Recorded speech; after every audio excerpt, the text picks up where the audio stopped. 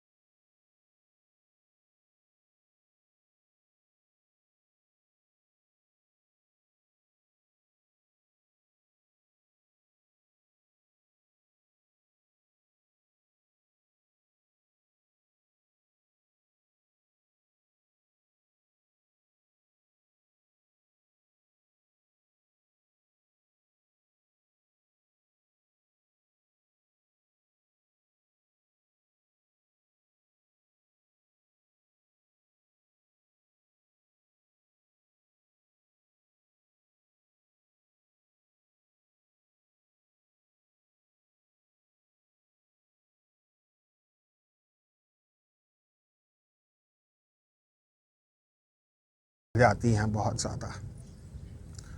अब अमित शाह की यदि जिम्मेदारियां बहुत ज्यादा बढ़ जा रही हैं, ऐसा दिख रहा है, वो अक्यूट 7.5 में होंगे अगले साल जून के बाद 2027 में।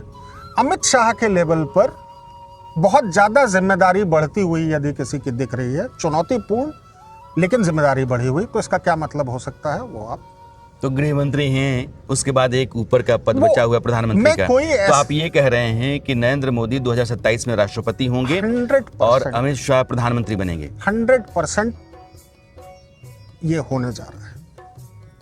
योगी आदित्यनाथ का नाम आता है कि अगर नरेंद्र मोदी के बाद कोई प्रधानमंत्री हो सकता है तो योगी आदित्यनाथ हो सकते हैं। और 2027 का चुनाव उत्तर प्रदेश में है।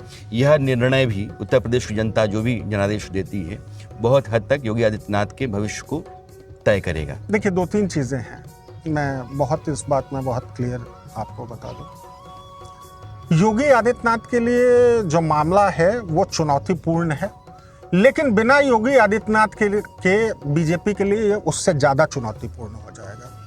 यानी चुनाव से पहले योगी आदित्यनाथ को नहीं हटाया जा सकता है। योगी आदित्यनाथ को बिल्कुल हटाने की सोची भी नहीं जा सकती है। योगी आदित्यनाथ एक ऐसे टाइम फ्रेम में चल रहे हैं अभी, जिस टाइम फ्रेम में बैकबाइटिंग होती है। आपके अंदर के लोग, आपके अपने लोग आपके साथ कुठाराघात करते हैं, वो टाइम उनका एक्यूट चल रहा है। अब आपको जो मैं प्रेडिक्शंस कर रहा हूं, तो आपको जो है उसको उसके लेयर्स के साथ देखना पड़ेगा। तो यदि योगी आदित्यनाथ को निपटाने की तैयारी है, तो अमित शाह के लिए अगले साल चुनौतीपूर्ण माहौल फिर क्यों है? तो इसका मतलब योगी आदित्यनाथ निपट नहीं रहे हैं। योगी आदित्यनाथ की भी जो कुंडली है बहुत प्रोमिनेंट कुंडली है, ठीक है। और मैं यदि एक फुल टर्म उनके लिए प्रधानमंत्री तो यदि देख पाऊं,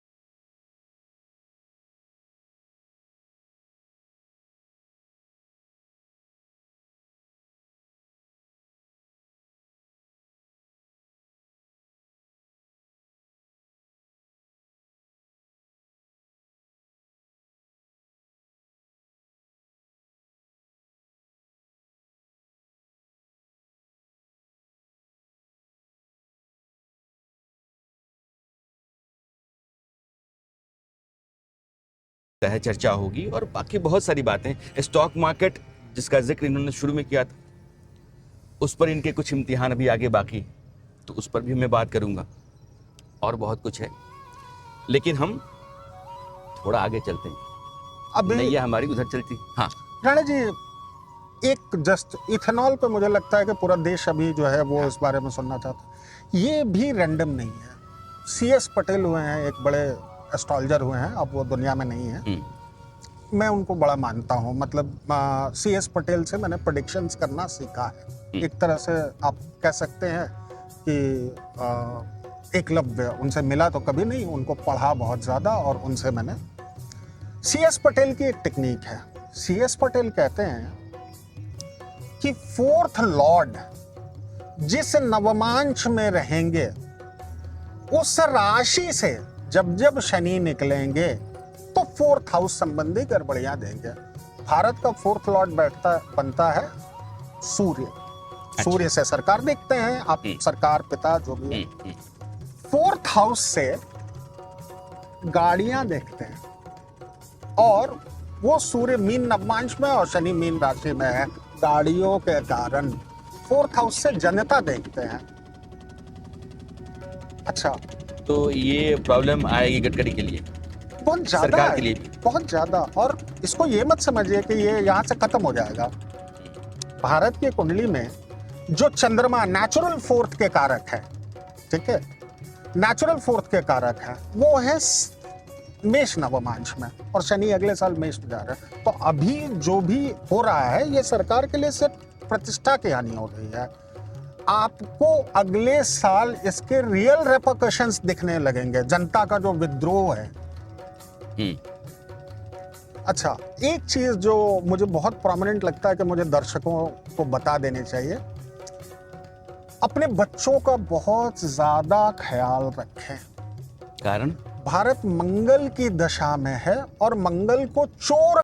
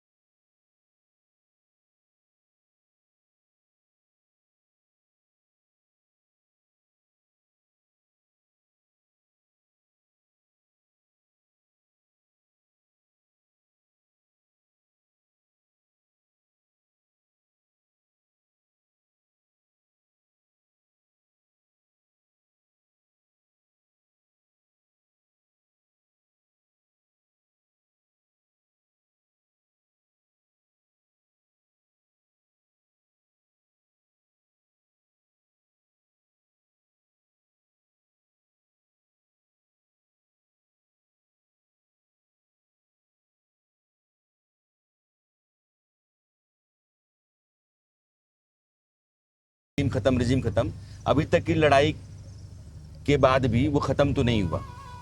खामनेई मरे तो मुस्तफा खामनेई उनके बेटे हैं, वो वहाँ के आयतुल्ला बन गए। लेकिन आप ये कह रहे हैं कि ये रिजीम ही खत्म होने वाली। ये रिजीम को जाना है, अगले साल जाना है। और लोग बहुत ज्यादा ये कह सकते हैं कि मोदी अलग अलग राय होती है कि मोदी को इजराइल नहीं जाना चाहिए था, ये नहीं जाना चाहिए था। मैं इसको नहीं मानता। ये एक गांव है। मोदी जी, मैं बहुत श्योर हूं कि मोदी जी कोई भी जो काम करते हैं वो एस्ट्रोलॉजिकल प्रेडिक्शंस लेने के बाद ही करते हैं। मैं इस बारे में पूरा श्योर हूं। वो जरूर किसी न किसी एस्ट्रोलॉजर ने उनको बोला है। ये दांव है इजराइल के साथ खुल के खड़ा होने का। दांव सही भी होते हैं, गलत भी होते हैं।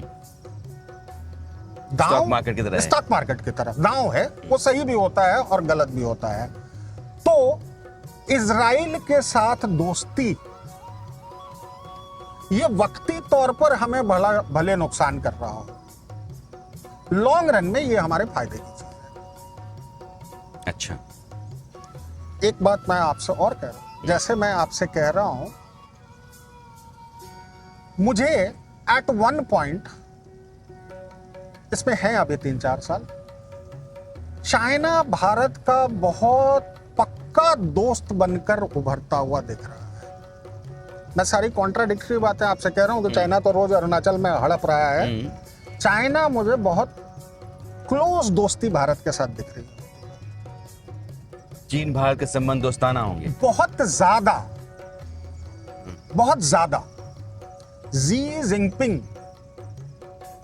कल्चरली चाइना और इंडिया को बहुत पुरानी सभ्यता मानते हैं और वो चाहते हैं कि हमारे जो भी व्यापारिक हित हो या जो भी हो, उससे अलग जो हमारी कल्चरल इंपॉर्टेंस है, और भारत को ऐसे इग्नोर, भारत का भरतनाट्यम चाइना खा चुका है।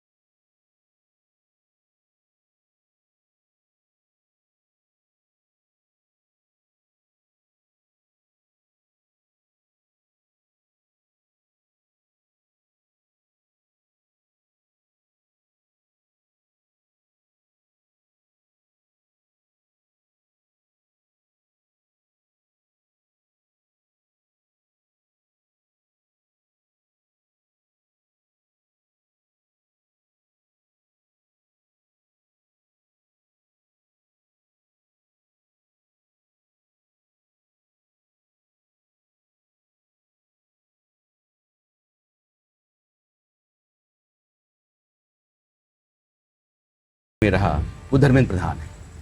अभी जो कैबिनेट की रिशफलिंग होने वाली है, कहा यह जा रहा है कि धर्मेंद्र प्रधान की कुर्सी जाएगी। दो तीन चीजें हैं।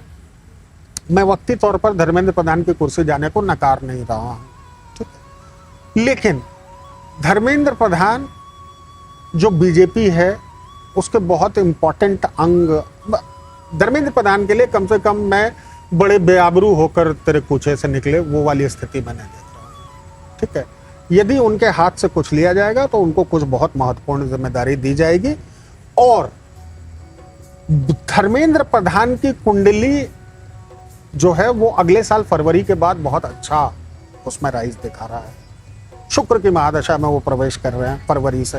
अच्छा, तो आप समझिए कि यदि धर्मेंद्र प्रधान को हटाया जाता है तो आप इसको जस्ट एक फेस सेविंग समझिए, इससे ज्यादा मैं कुछ भी देखने के लिए तैयार नहीं। निर्मला सीतारमण, चर्चा यह भी है कि वित्त मंत्रालय उनके हाथ से जा सकता है। उनके जाने की संभावना है और उनको भी मुझे लगता है कि कुछ बढ़िया रिवॉर्ड होगा निर्मला सीतारमण को।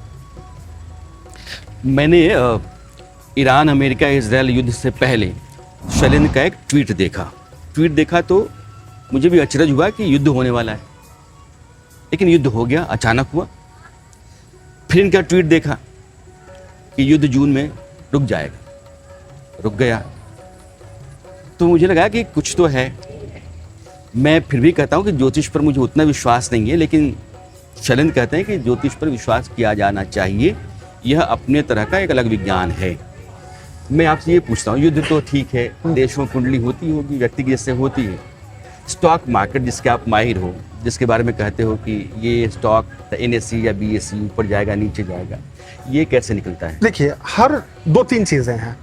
आप जो कह रहे हैं कि युद्ध की प्रेडिक्शन रुकने की और होने की, दोनों की प्रेडिक्शन मैंने की। स्टॉक मार्केट, मान लीजिए स्टॉक मार्केट में यदि मुझे 4000 पॉइंट का फॉल दिख रहा है तो वो 4000 पॉइंट खुद तो नहीं गिरेंगे, कोई रीजन होंगे। हाँ। तो वो स्टॉक मार्केट जब मुझे गिरते दिखता है तो मैं सबसे पहले चेक करता हूं कि क्या ये भारत में ऐसा कुछ होने वाला है कि जिसके कारण से गिरेगा, और फिर भारत में नहीं होने वाला है तो इसके पड़ोसी कंट्रीज में क्या होने वाला है। तो वो मुझे साफ दिख गया था कि ईरान को ठोका जाना है। आप जब वो ट्वीट मैंने किया कि अमेरिका ईरान को पैसे देगा तो लोगों ने मेरी खिल्ली उड़ाई थी कि अमेरिका ईरान को पैसे कैसे देगा 300 बिलियन में। तो कुंडलियां वैसे ही बात करती हैं जैसे घर में आपकी माँ, चाची, नानी, बूढ़ी औरतें बात करती हैं। स्टॉक मार्केट के लिए आधार क्या लेते हैं आप? कुछ नहीं, उस दिन की कुंडली। आज अभी का समय, अभी जो प्रेजेंट टाइम है, अभी के समय में, ये अभी का समय घटने का समय है या बढ़ने का समय है? ये डेली बेसिस पे किया जा सकता है, ये वीकली बेसिस पे किया जा सकता है, मंथली बेसिस तो पे। हाल में कोई ऐसा प्रेडिक्शन स्टॉक मार्केट को लेकर के जो बिल्कुल सही रहा? अभी जैसे मैंने कहा कि अभी पिछला उदाहरण आप ले लीजिए, लास्ट थर्सडे मैंने कहा कि मार्केट गिरने वाला है। वो हमारे ऊपर रेगुलेशंस होती हैं, हम खुल के नहीं डाल सकते। तो मैंने बोला कि 23,700 की ट्रेन खुलने वाली है, लाल रंग के डब्बे हैं, बैठ जाओ।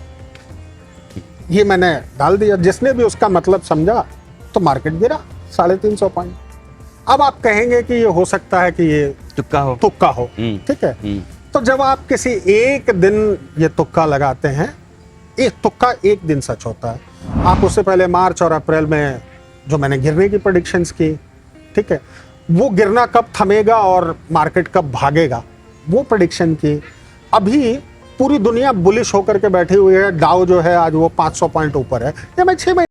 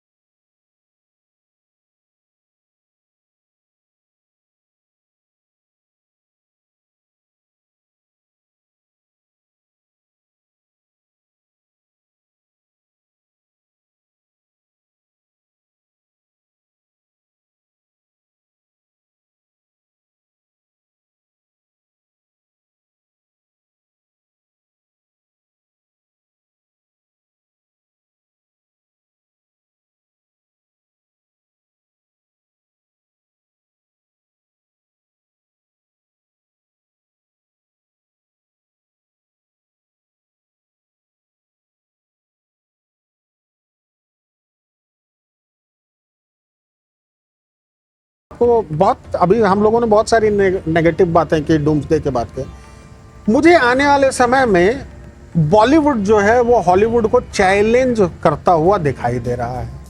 कैसे? बहुत श्रेष्ठतम फिल्में यहाँ बनेगी। अभी तक तो फिल्म निर्माण का जो उद्योग है, जिसमें आप जो अभी जनरली आप देखते हैं वो एक टिपिकल हमारी स्टोरी होती है, लव, पेड़ के, बहुत श्रेष्ठ किस्म की फिल्में राहु की महादशा में यहाँ बनेंगी। डेटा सेंटर का काम यहाँ बहुत अच्छा चलेगा। कोई कंटेंट जनरेशन की कंपनी हो वो अच्छा चलेगी। बीएससी और एनएससी, इनके खुद के शेयर्स, बीएससी के भी शेयर्स हैं और एनएससी के भी, ये बहुत भागेंगे। लेकिन अभी उसमें घुसने का समय नहीं है। उसमें घुसना है 2032 के बाद, जब इजराइल वॉर से विड्रॉ कर चुका होगा। अगले साल जून से इजराइल एक वॉर में घुसने वाला है और वो वॉर 2032-33 तक चलेगा। ऐसा है। लंबा वॉर है, 2 फेज का वॉर है। एक क्रिकेटर की बड़ी चर्चा है, वैभव सूर्यवंशी। कहा जाता है कि भारतीय क्रिकेट टीम का वो अगला सचिन तेंदुलकर है। उसमें बहुत सारी संभावनाएं देखी जा रही हैं। वैभव सूर्यवंशी का भविष्य और क्रिकेटिंग फ्यूचर। अच्छी कुंडली है। मैं ये नहीं कहता कि अगले 8-10 साल वो खेलेंगे नहीं, लेकिन मुझे लगता है कि यंगेस्ट एमएलए का शायद अभी जो रिकॉर्ड है वो मैथिली ठाकुर का नाम है, राइट? मुझे लगता है कि वैभव सूर्यवंशी यंगेस्ट एमएलए है। जब भी मैं उनका पॉलिटिकल करियर उनके क्रिकेट करियर से ज़्यादा अच्छा देख रहा हूँ। यानी आप ये कह रहे हैं कि वैभव सूर्यवंशी जब 25 साल के हो जाएंगे ना, 10 साल के बाद, उनका पॉलिटिकल करियर तो उनके क्रिकेट करियर से ज़्यादा अच्छा है। क्रिकेट करियर भी बहुत अच्छा है, हाँ, लेकिन पॉलिटिकल करियर उससे ज़्यादा अच्छा है। Born politician, born politician. तो क्या वैभव सूर्यवंशी बिहार में या भारत सरकार में कोई ऐसी जगह आप देख रहे हैं कि बहुत- मिलेगी? जो कोई भी जो बड़ी पोस्ट है वो उनके लिए डिनाइबल नहीं है। यानी कि यंगेस्ट मुख्यमंत्री- एमएलए वो होंगे ही होंगे। मैथिली ठाकुर का रिकॉर्ड वही तोड़ेंगे। बहुत पॉलिट- सारे जोखिम भरे। नहीं, यंगेस्ट एमएलए है वो। मैं आपको बताया, आपको मेरी बात इसलिए लग रही होगी क्योंकि आप ज्योतिष जानते नहीं, आप पत्रकार हैं। मुझे वो उतना ही क्लियर दिखाई दे रहा है जितना क्लियर हम आप एक दूसरे से बात कर रहे हैं।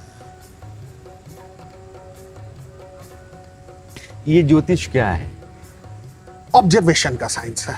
हमारे जो पुराने ऋषि थे, देखिए बहुत सारी चीजें हैं।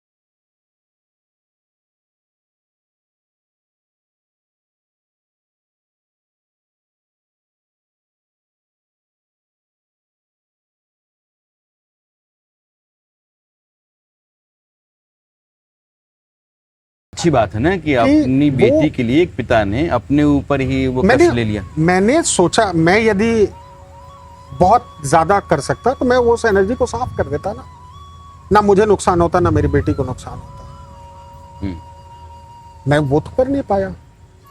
दूसरी चीज कि मैं तो नहीं कह रहा कि आप मेरे पास आइए, मैं ये कह रहा हूं कि हमारे शास्त्रों में बहुत दम है, और यदि कोई इसको उसी भाव से करे जिस भाव से हमारे ऋषि करते थे समाज के कल्याण के लिए। मसलन कि मेरे पास कोई मैसेज आता है कि सर आपकी कृपा से इस महीने का किराया निकल गया कमरे का, या मैंने अपना सोना छुड़वा लिया है, 3 महीने से नौकरी, मेरे पास वो मैसेज पड़े हुए हैं, मैं भेज दूंगा आपको। उससे तो मैंने कोई पैसे नहीं लिया। तो ये समाज सेवा है। समाज सेवा आप इसको, मुझे आता, आप जो पत्रकारिता कर रहे हैं क्यों कर रहे हैं? क्योंकि पत्रकारिता ही आपको आती है, मुझे यही आता है, मैं यही कर सकता हूं। ये पहले ऐसे एस्ट्रोलॉजर मुझे मिले शैलेंद्र, और मैंने पहले भी बात की शुरुआत में कहा कि हम दोनों कलीग थे।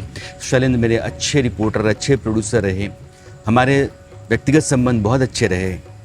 10 बाद हम लोग मिले, 10 साल बाद। लेकिन शैलेंद्र को मैंने बदला हुआ पाया है। एक प्रतिष्ठित और जाने माने एस्ट्रोलॉजर के तौर पे इनकी पहचान है, खास करके मुंबई स्टॉक मार्केट में जो लोग बिजनेस करते हैं उनके बीच में। एस्ट्रोलॉजी का माहिर होने के बावजूद आप कहते हैं कि आप बेहतर है कि किसी भी ज्योतिष के पास जाइए नहीं, आप अपना काम कीजिए। बहुत अच्छा है कि आप अपने बूते ही, अपने कर्म के बूते अपना रास्ता निकालिए, सफलता पाइए। उनिदा फाजली का शेर है ना कि सफ़र में धूप तो होगी, जो चल सको तो चलो, सभी हैं भीड़ में, तुम भी निकल सको तो चलो। किसी के वास्ते रास्ते कहाँ बदलते, तुम खुद ही अपने आप को बदल सको तो चलो। और आप वही कह रहे हैं कि खुद ही बदल लो। और शैलेंद्र इस बात की गवाही भी है कि एक व्यक्ति जो है एक पेशे को छोड़ करके और दूसरे पेशे में आता है जहाँ उसका मन रुचता है, जहाँ उसको लगता है कि यहाँ मेरी प्रतिभा है और यहाँ मुझे काम करना चाहिए, और वहाँ वो कामयाब होता है। तो सफ़र में धूप तो होगी, जो चल सको तो चलो, वैसा ही है। शहर में धूल धीरे धीरे उड़ती है, धीरे धीरे चलते हैं लोग, धीरे धीरे बजाते हैं घंटे, शाम धीरे धीरे होती है। केदारनाथ सिंह अपनी कविता बनारस में इस शहर को मुकम्मल तरीके से पकड़ते हैं। और ये शहर बनारस, जिसको काशी कहते हैं, गंगा के साथ जहां मिलता है, हम वहां हैं घाट पर। और घाट हमेशा इंसानी जिंदगी के साथ रिश्ता रखते हैं, वो लंबी परंपरा के साथ चलते हैं। उस बनारस में कई तरह के संयोग, कई तरह की विशेषताएं, इस शहर का अपना तेवर, अपना मिजाज, अपना लड़पन, अपना कबीराना अंदाज, बहुत कुछ है बनारस। इस बनारस में बहुत सारे संयोग बनते हैं, और आज भी एक संयोग के साथ में दरअसल इस घाट पर एक ऐसे संयोग से मेरा साक्षात्कार हुआ जो ये बताता है कि अगर आप जीवन में संकल्प के साथ चलते हैं और आप ईमानदारी से प्रयास करते हैं, तो जीवन बहुत कुछ आपको दे सकता है कामयाबी के नाम पर। और जिस व्यक्ति से मिलने के बाद मुझे संयोग को लेकर के इस तरह की राय बनानी पड़ी, उनका नाम है शैलेंद्र झा। शैलेंद्र मेरे बहुत पुराने कलीग रहे हैं, और आज तक से लेकर के इंडिया न्यूज़ एक लंबा सफ़र साथ साथ हम दोनों का रहा है। लेकिन अरसे बाद हमारी मुलाकात हुई तो शैलेंद्र का रास्ता बदला हुआ था, मंजिल कुछ नई है, हम उसी रास्ते पर हैं पत्रकारिता की। लेकिन एक पत्रकार विकल्प चुनता है और उस विकल्प को अपना करके बहुत दूर निकल जाता है, उसकी अपनी पहचान हो जाती है। और जब मैं मिलता हूं तो मैं अचंभे से भर जाता हूं, और यही अचंभा बताता है कि आपको इस बात की आश्वस्ति रखनी चाहिए कि अगर आप मंजिल पर नजर रखते हैं और लगातार कोशिश करते हैं तो जीवन में बहुतेरे विकल्प मिलते हैं। शैलेंद्र की पहचान आज की तारीख में देश के बहुत ही प्रतिष्ठित एस्ट्रोलॉजर की। एक पत्रकार ज्योतिष का इतना बड़ा जानकार हो गया कि जो स्टॉक मार्केट है यह भी कुछ अलग तरह की राह है, जो जोखिम भरा बाजार है, जिसमें तयशुदा तौर पर कुछ भी कह पाने की स्थिति में कोई नहीं होता है। जो लोग दशकों से धंधा करते हैं, उस बाजार में काम करते हैं, वे भी और उस मार्केट को अपने ज्योतिषीय अनुमान से बहुत हद तक सही बतलाने और उस सही बतलाने के जरिए बहुत सारे लोगों को सही रास्ते पर ले जाने का जो कामयाब प्रयास शैलेंद्र ने किया है, उसके बूते आपकी पहचान बनी। तो हमने कहा कि आज इस बनारस में हम दोनों मिल गए हैं, संयोग की बात है।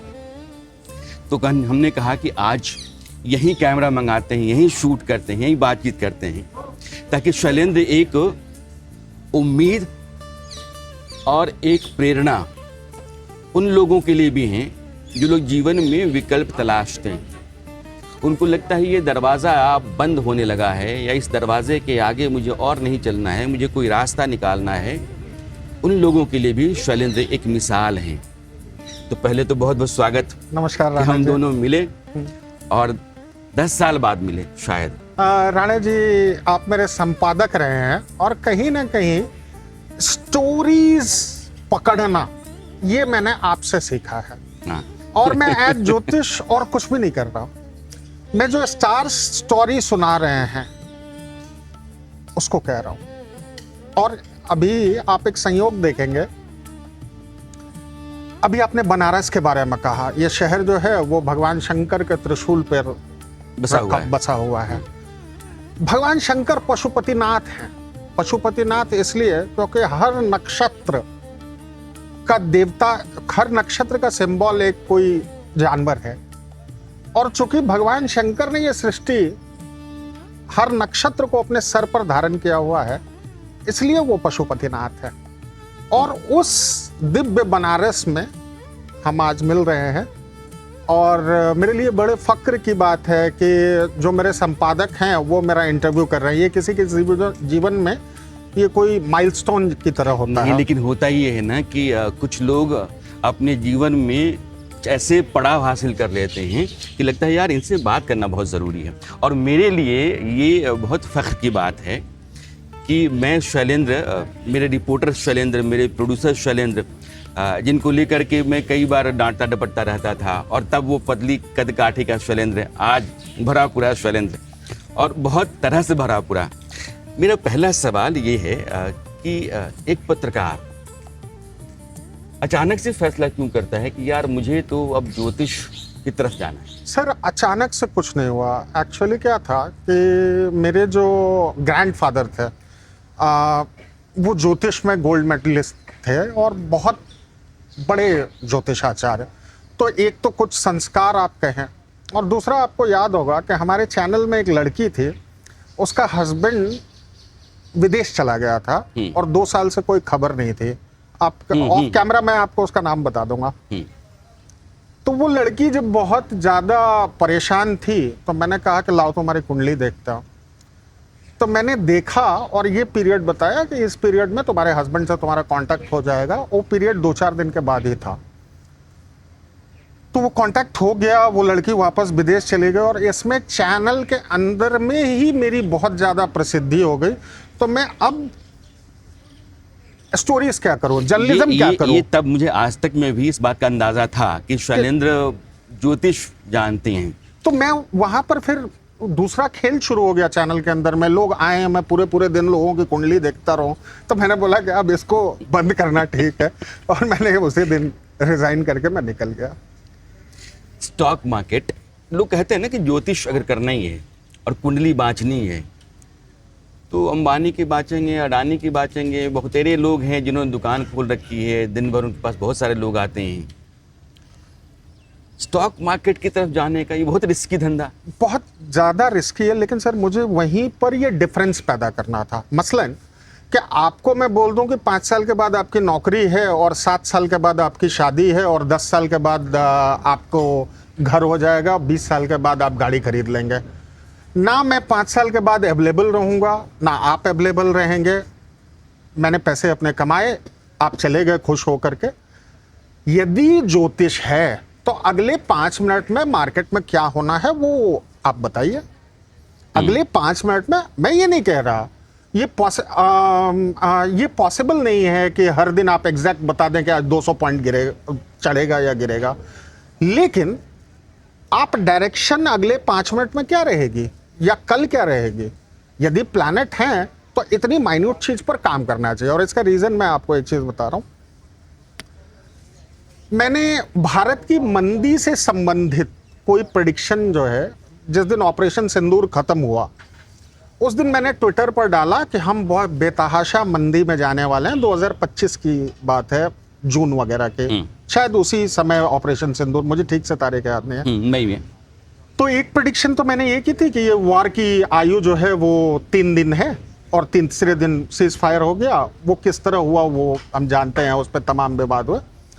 और जब ये सीज फायर हो गया उसके बाद मैंने प्रेडिक्शन की कि हम बेतहाशा मंदी में जाने वाले हैं, आप अपने पैसे बचाना शुरू कर दें।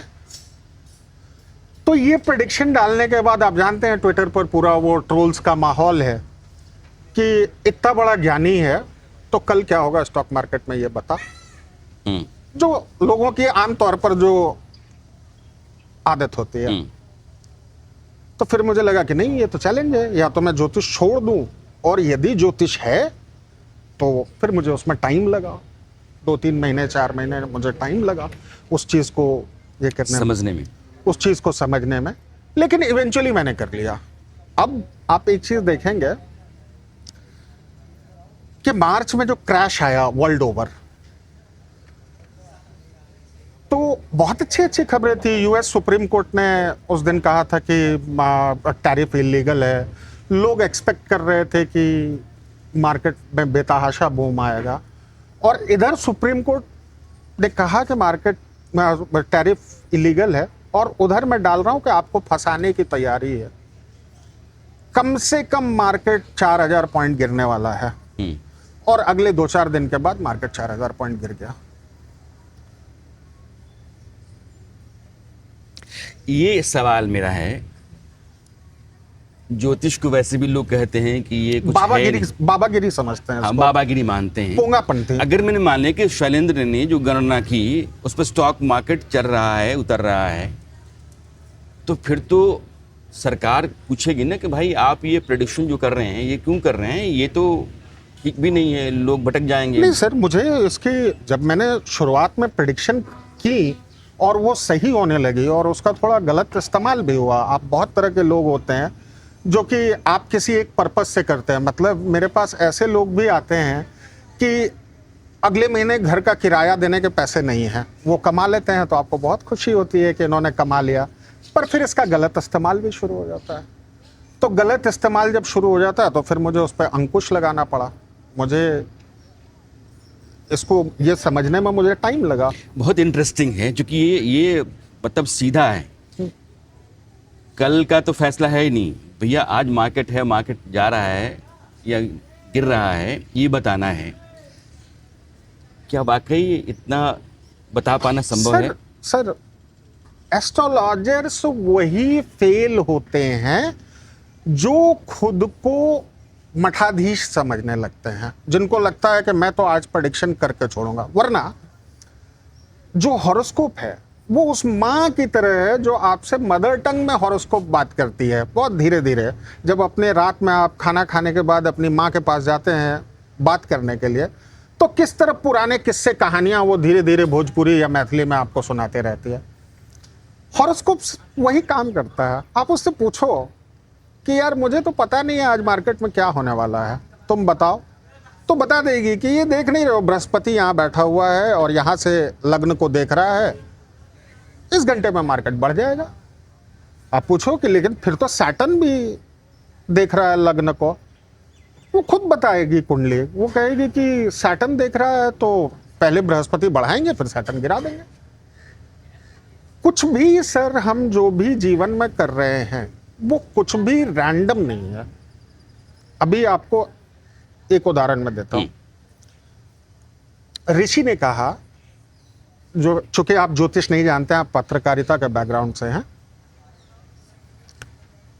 आप एक टिपिकल मंगल डोमिनेटेड आदमी हैं, टिपिकल मंगल डोमिनेटेड आदमी हैं, और आपकी चूंकि मैंने कुंडली देखी हुई है तो मैं इस बात को यूं भी कह सकता हूं। लेकिन यदि नहीं भी देखी रहती कुंडली तो आपको देख के कहता कि मंगल डोमिनेटेड आदमी है। ये कैसे पता चलेगा? उसके कुछ फेशियल फीचर्स होते हैं, शॉर्ट हाइट, गठीला बदन, ठीक है, और मंगल को यूथ का कारक बना वो ये हुआ है। तो जैसे हम लोग ऑफिस में मजाक भी करते थे कि राणा सर की त्वचा से उम्र का पता नहीं चलता, तो एकदम टिपिकल वो था। आप मंगल डोमिनेटेड आदमी हैं और मेरी मंगल की महादशा 1 महीने पहले शुरू हुई है। मंगल मेरा 6th लॉर्ड है। 6th हाउस जो होता है पेंडिंग कर्मा होता है, मेरा आपके साथ पेंडिंग कर्मा था कि हमें यहाँ मिलना था, और यानी कि लोगों का मिलना भी एवरीथिंग सर, संयोग नहीं है बल्कि तय है। एवरीथिंग। अभी जैसे ही आपने बोलना शुरू किया, हाँ, ठीक है, जैसे ही आपने बोलना शुरू किया और आपने वो केदारनाथ सिंह की कविता बनारस से शुरू किया, तो मैं समझ गया कि आज बुद्ध का प्रभाव बहुत ज़्यादा होने वाला है। आप मुझे आज बहुत सारी कैलकुलेशंस करके कहने वाले हैं कि इस पे क्या होगा, इस पे क्या होगा। लेकिन शैलेंद्र, मैं वहीं आना चाहता हूँ। स्टॉक मार्केट में तो बेतहाशा लोगों ने पैसा लगा रखा है, सैकड़ों लाखों करोड़ों लोग हैं।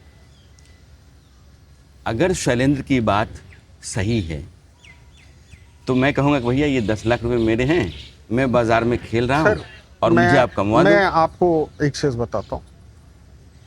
एक तो कॉमन प्रेडिक्शन होती है, ठीक है।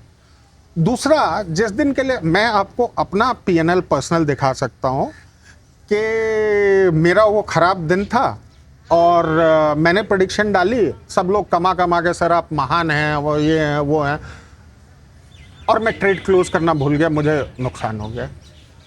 तो आपका पर्सनल दिन कैसा है, आप पर्सनली किस, वो भी मायने रखता है। बहुत ज़्यादा, बहुत ज़्यादा। जैसे मैं फाइनेंशियल एस्ट्रोलॉजी पढ़ाता हूँ, ठीक है, how to predict markets with Vedic astrology, ये मैं पढ़ाता हूँ। तो मैं साफ साफ वो दिन बताए हुए हैं कि इस दिनों में इस आदमी को नहीं करना चाहिए वो स्टॉक मार्केट। उस दिन उसके वो लाभ, आप समझिए कि चंद्रमा यदि आपके 6th लॉर्ड के नक्षत्र से गुजर रहे हैं और आपको उस दिन कोई इनकम हो गई, तो कोई सवाल ही नहीं है कि वो पैसा आपका हॉस्पिटल के मद में ना जाए। अच्छा, सवाल ही नहीं है कि ना जाए। तो अब इसका, हम तो एस्ट्रोलॉजर्स हैं, हमारी रोज की इनकम होती लेकिन है। शैलेंद्र, कोई पूछेगा ना आपसे कि आप स्टॉक मार्केट को चैलेंज के तौर पे ले लिया आपने, कि लोगों ने कहा कि भाई अगर इतने बड़े ज्योतिषाचार्य हो तो स्टॉक मार्केट बता दो, क्योंकि ये तो बहुत ही वोलेटाइल है। तो कुछ तो ऐसे प्रेडिक्शंस आपके रहे होंगे ना जो आप कहें कि देखिए मैंने किया और ये सच साबित हुआ। बहुत सारे सर। अभी जो फरवरी मार्च वाला जो फॉल था वो, उसके बाद भारत की आर्थिक मंदी जो कि हम लोग देख रहे हैं, और इनफैक्ट मैं तो डेली बेसिस पर ही ऑलमोस्ट डालता हूँ, ठीक है।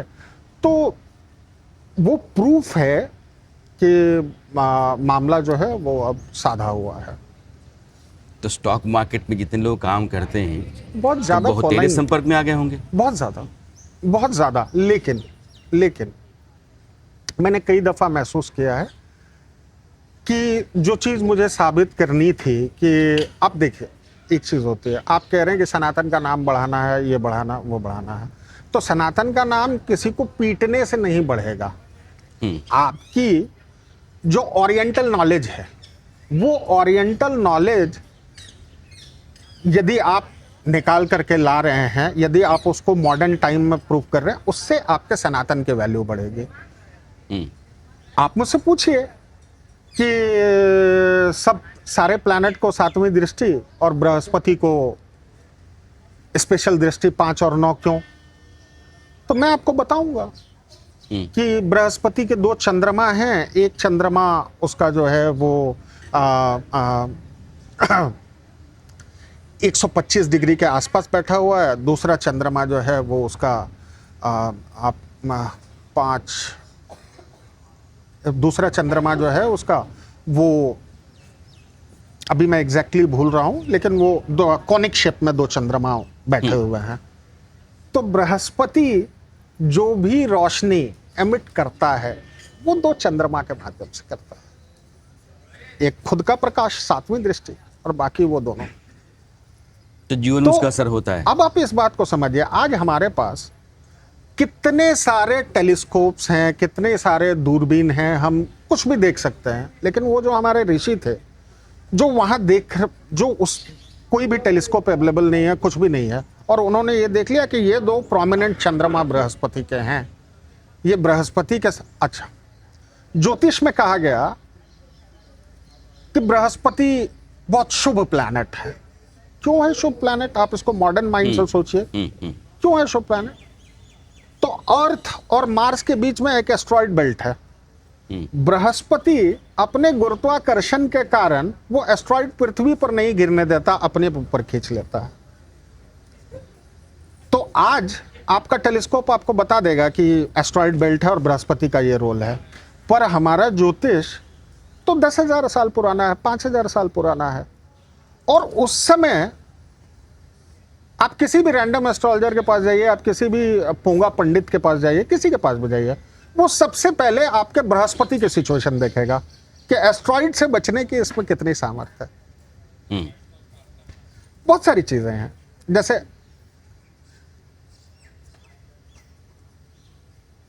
अब बृहस्पति जो है वो एस्ट्रॉइड खींच लेता है, तो धरती को तो बचा लिया, लेकिन वो एस्ट्रॉइड खुद तो उस पर गिरते हैं, वो एस्ट्रॉइड उसको झेलने पड़ता है। तो जहां बृहस्पति बैठेगा वो आपके जिंदगी का दर्द होगा, जहां बृहस्पति देखेगा उस जगह को शुभ कर देगा। मसलन आपकी कुंडली जैसे मैंने देखी है, डिस्कस कर सकते हैं ना आपकी कुंडली को। हाँ, बिल्कुल बिल्कुल। आपके बृहस्पति 3rd हाउस में बैठे हुए हैं, तो 3rd हाउस आपके जिंदगी का दर्द है। तो 3rd हाउस से क्या देखते हैं? 3rd हाउस से देखते हैं कंधा। तो आपके कॉम्बिनेशन में आदमी को नेक स्प्रेन या शोल्डर स्प्रेन की ये होगी, दिक्कत होगी। है ऐसा कोई नस खिंची हुई, नेक स्प्रेन, शोल्डर स्प्रेन? स्पाइन है L4 L5 का। ठीक। अब 3rd हाउस से देखते हैं छोटे भाई बहन। तो ऐसे आदमी के जीवन का बड़ा हिस्सा निकल जाएगा भाई बहनों को सेटल कराने में, उनकी खुशी, वो मुझे लगता है उनकी खुशी इंश्योर करने में। तो मुझे लगता है कि अभी आपकी बृहस्पति की महादशा 2-2.5 साल पहले शुरू हुई है। 2-2.5 साल पहले आपके सब सारे भाई बहन पूरी तरह से सेटल हुए होंगे, उसके पहले आप उनके साथ जूझ रहे होंगे। अच्छा, मुझे एक चीज बताइए कि अभी 6-8 महीने पहले आपके किसी सिबलिंग को हाउस परचेज हुआ है क्या? हुआ है। हाँ, वो टाइम चल रहा है, बृहस्पति घर दिलाएं अब हुआ है। और वो बहुत दिनों से कोशिश कर रहे होंगे। अब जुपिटर जो है वो न्याय का कारक है। तो आपके जो इमीडिएट छोटे सिबलिंग हैं, इमीडिएट छोटे सिबलिंग है भाई मोस्टली, उनको या तो जज या पुलिस में होना चाहिए। हाँ, दोनों कॉम्बिनेशन जुडिशरी में है, लेकिन पुलिस एकेडमी में पढ़ाता है। गुड, अच्छा भाई। ये तो बड़े फिल्म। हाँ, इससे तो बात समझ में आती है। ठीक है। हाँ, लेकिन एक बात मुझे बताओ, जैसे मैं भी कहता हूँ कि ज्योतिष जो है वो अटकल अनुमान है, विज्ञान नहीं। नो सर, इसमें ये विज्ञान है, बहुत ऑब्जर्वेशन का साइंस है।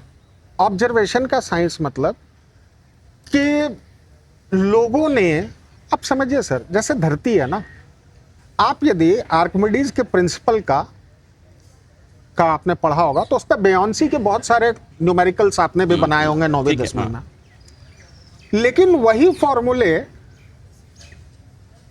एरोप्लेन से रिलेटेड यदि न्यूमेरिकल्स आ जाते हैं तो काम कर जाते हैं। कितना डिस्पर्स करना पड़ेगा एयर को, काम कर जाते हैं। तो आर्किमिडीज ने जो प्रिंसिपल दिया बायोंसी का, वो दिया पानी के लिए, लेकिन वो आकाश, ये जो आप अपने ऊपर आकाश देख रहे हैं, ये आकाश नहीं है, ये जमीन है। और जो ग्रह हैं वो बीज हैं। ये ग्रह घूम रहे हैं और वो जमीन पर अपने अपने बीज फैलाते जा रहे हैं, फेंकते छींटते जा रहे हैं, उनके पास अपने पास रखना। तो गेहूं की बीज को गेहूं वाली जमीन मिली कि नहीं? आकाश में बांटा हुआ, यहाँ गेहूं अच्छा होगा, यहाँ चावल अच्छा होगा, यहाँ शराब अच्छी बनेगी।